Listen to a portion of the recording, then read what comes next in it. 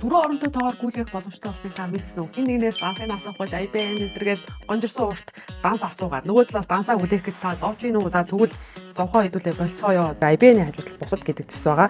За түүний хажууд утас имэйл, гэрээ утас гэдэг ийм гурван хэсэг байгаа байхгүй юу? За утсан дээр бол мэдээж өөрийнхөө дугаарыг бүртгүүлж болно. За имэйл гэдэг дээр бол одоо дурын жишээлбэл durin@com гэж хийж болно гэсэн үг байхгүй юу? За тэгээд гэрээ утсан дээр бол дөрвөн оронтой гэхдээ давхцахгүйгээр тэр нөгөө дансны нэгдсэн систем дээр бол давхцсан бол орохгүй. За дээрэс нь бүх дансан дээрээ өөр байж болно. Жишээлбэл би нэг дансан дээрээ утсаа хийчээд нөгөө дансан дээрээ би гэрийн утсаа дөрвөн оронтой тоогоор хийчээд нөгөө дансан дээрээ би имэйл хаягаа бүртгүүлж болно. За тэгээ эн чинь нөгөө бүх банкных ингээ өөр байгаад магадгүй бүр ойрхон гүйлгээ гэдэг бол та дугаараар нь контакт дээр хадгалцаад бүр данс байтгаад дуртай тоог нь асуух тэгээ шууд контакт асуух гүйлгээж болно. Тэгэхээр магадгүй та над руу гүйлгээ хийж байгаа бол миний дугаарыг шууд контакт дээр хадгалаад шууд гүйлгээж болно гэсэн.